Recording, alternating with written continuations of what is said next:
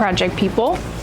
So several of you have asked for a follow-up video on our garden installation. So it's been a couple months since we first put in the garden and planted everything. So we're just gonna walk through and give you guys a tour. Look at all the bees.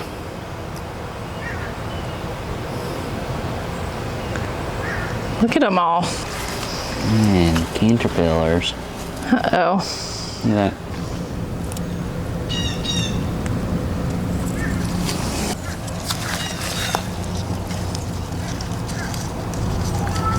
And there's one in there.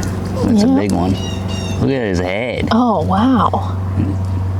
His mandibles. Dang. What kind of caterpillars are they? Oh, like a tent caterpillar. Makes that little folded up leaf. A lot of them are empty. I think the wasps are getting them. Where should we begin? Where do you think? I guess we can just go down the thing. Yeah. Got our watermelons. Yep. They're little bush types. So that's the length of the longest vines that we have. Each vine seems to produce maybe 2 melons. Okras are just starting. Need to thin them out. You can see them here. There's gonna be a cluster right there. Yep. These are short varieties. Lemon balm. This is a tulsi. 2 different kinds of columnar basil. They're supposed to be more tall than bushy. And something, this is the first time I've seen it happen, is specifically affecting the Solanaceae family. So the peppers and peppers and tomatoes.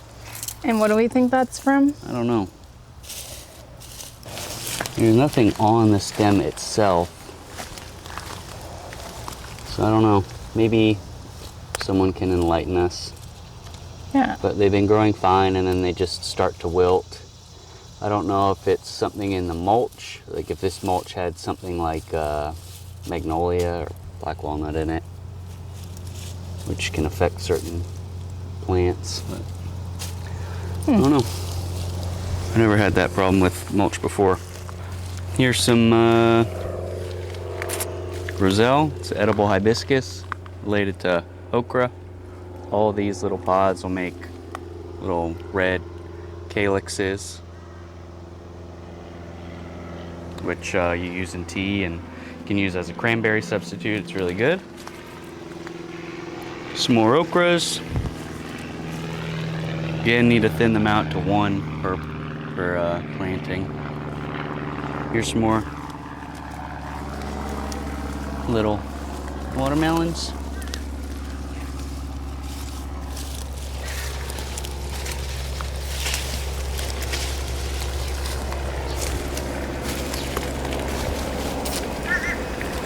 Here are cucumbers. Look pretty rough. They got attacked by some kind of caterpillar. Typically what we do is we just let nature take its course and eventually the predators move in. This morning I was watching some wasps hunting for aphids, but the wasps will also eat the caterpillars on here, so they got most of these.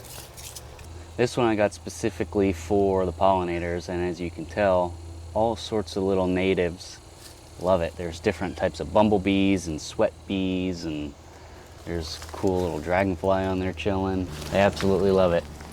Looks like some wasps.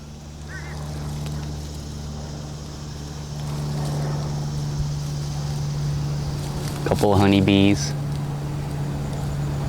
But all sorts of native pollinators. It's great.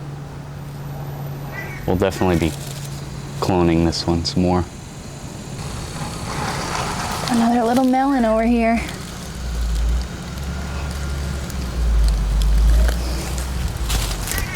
What else we got? These things are sweet potatoes.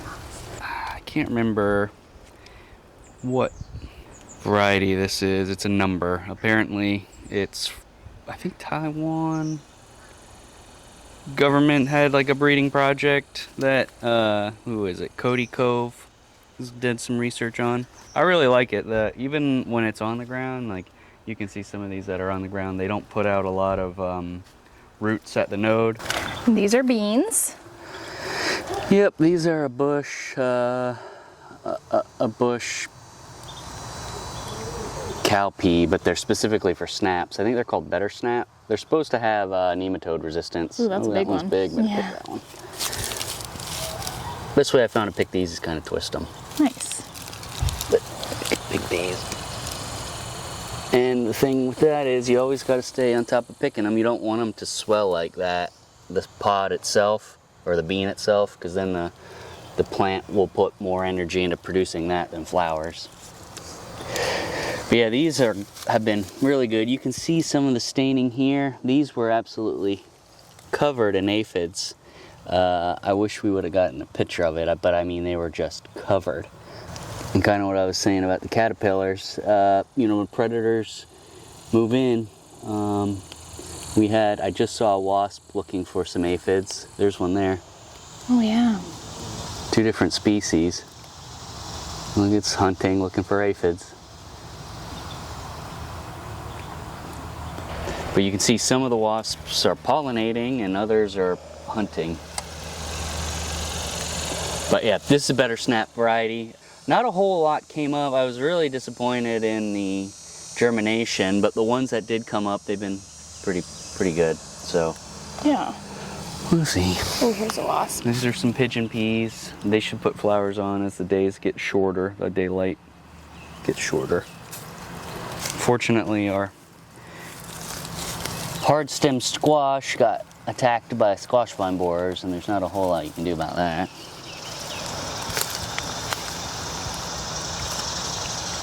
This eggplant's been very good. We probably picked, I don't know, almost 10 or so off of this already. My buddy Matt started this one from seed, some Asian variety.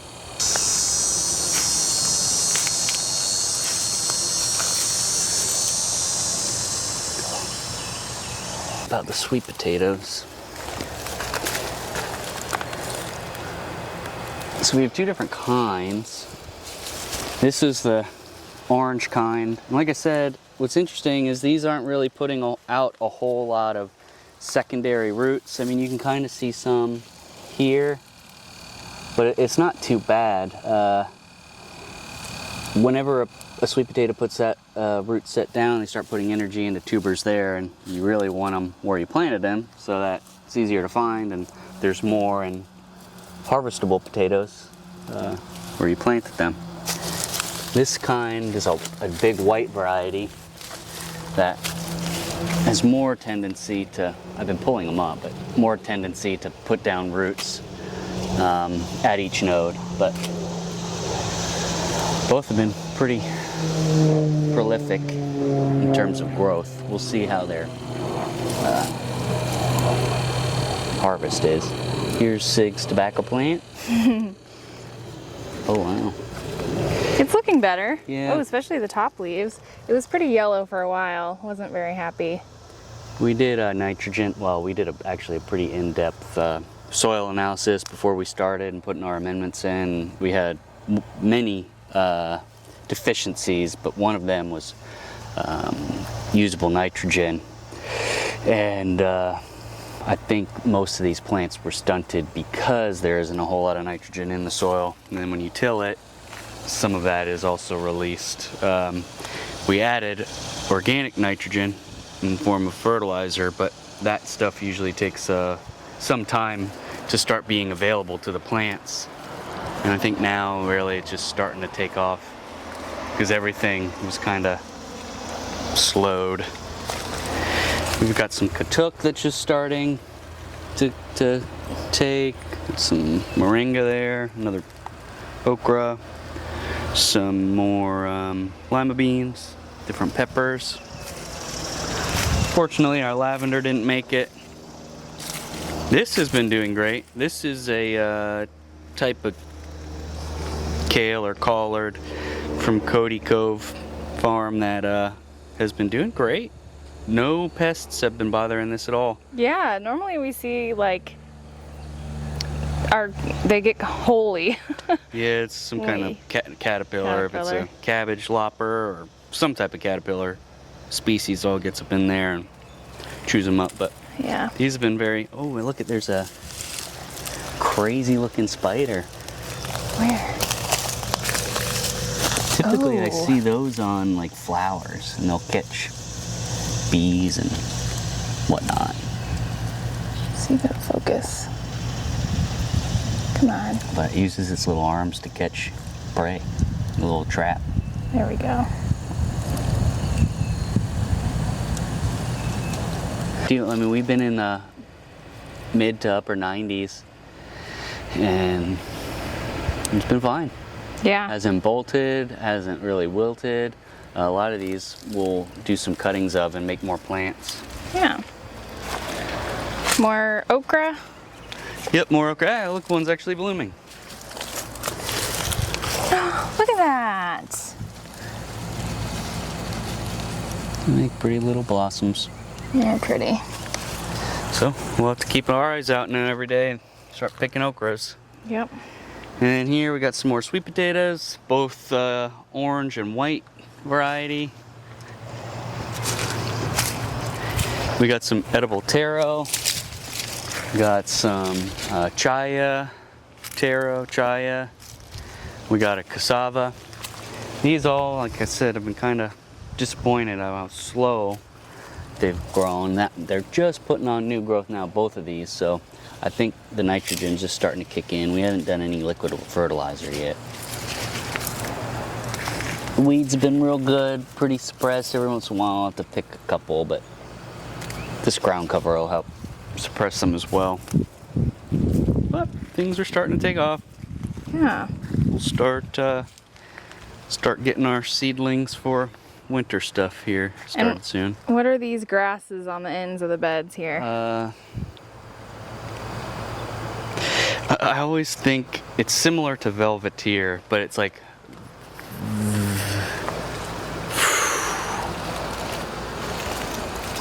now that you say that on the spot, I can't think of it. But it is a clumping grass, I think native to India, somewhere in that region. But it makes a really deep root system. I think they say like down to like 6 feet. But well, I plan to use it as like a mulch, a green mulch. So once they get a little bit more established, they should get overhead high. But once it gets more established, basically we'll chop and drop and lay it around the different beds. Same thing with that Mexican sunflower over there. It has a really deep root system, and it's another chop and drop.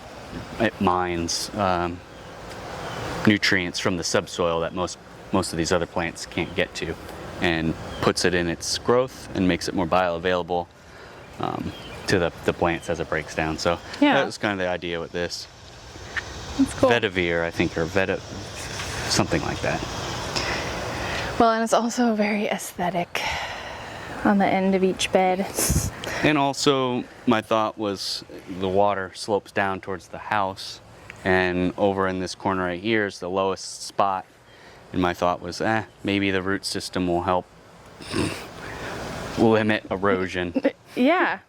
But it's not as bad. When it was first there, I mean, there was a pretty good washout that wash out here and then go across. Yeah. And you can see some of the sand that washed out. We've been harvesting peppers, eggplants, the different herbs, beans, keeping an eye on these watermelons. Those will be good to try. The variety, what was it? I think it's like Sugar Baby Bush or something. That's the first I heard of them. I actually found the pack at Walmart, which was surprising. Oh yeah, I wanted to show you the difference. They didn't have a hybrid kind of designation. They didn't have an F1, so we should be able to save the seeds and be true to type. So this is, I think, let's see, 3 plants, and that's the extent of them. That's how big it'll get. The plant, yeah, it's not vines. going to grow much longer. These are a little bit longer, so we'll probably save seed from this one and that one if that one puts on some decent fruit. Yeah. This one here, I can see 2, 3, I think 4 melons. Yeah. So we'll see. Yep.